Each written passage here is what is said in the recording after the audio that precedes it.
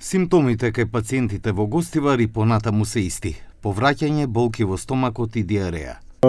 Вјелје, барко милем нормал. Апиутита вируса, епидемичеша.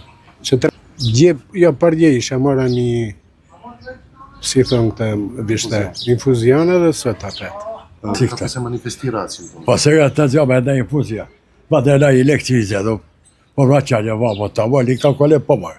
Лекови пијам, денеска мора да земам инфузија. А колку симптоми или Ја не знам, вие се чудиме што е ова работа. Имате и други луѓе заболени у Како? семејство? Имате и други луѓе заболени у семејство или у мало? Ба има полно, има, и жената и ова и ова. Ама тоа полесно поминува. А мене отиде имунитетот ми пада општо. Во текот на последните 24 часа во болницата во Гостивар се пријавиле околу 300 пациенти, додека од Центарот за јавно здравје велат дека ги преземаат сите мерки за да утврдат од каде потекнува овој вирус. Më thonë, në 24 orët e fundit në Gostivar situata relativisht është e njëjtë me ditët e kaluara. Sot janë paraqitur rreth fakt deri dje e kemi pasur informatat e fundit, rreth 167 pacientë janë të paraqitur në repartin infektiv, prej tyre 20 janë si kontrole.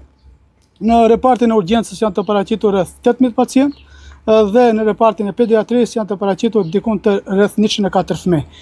Tek reparti i pediatrisë, domethënë është i hospitalizuar vetëm një.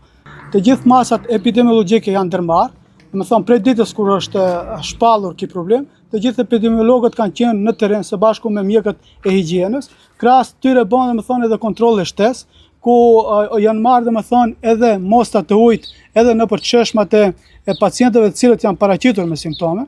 Epidemiologjike luajnë një rol shumë të rëndësishëm për diagnostifikimin. Sa ajo e lidhen se çka ka përdorur kohën e fundit pacienti, a e lidhen diçka, se kemi pasur shembull raste nga pacientë cilët kanë qenë jashtë Gostivarit. Mirë po atë ka lidhë se ka qenë në Gostivar diçka.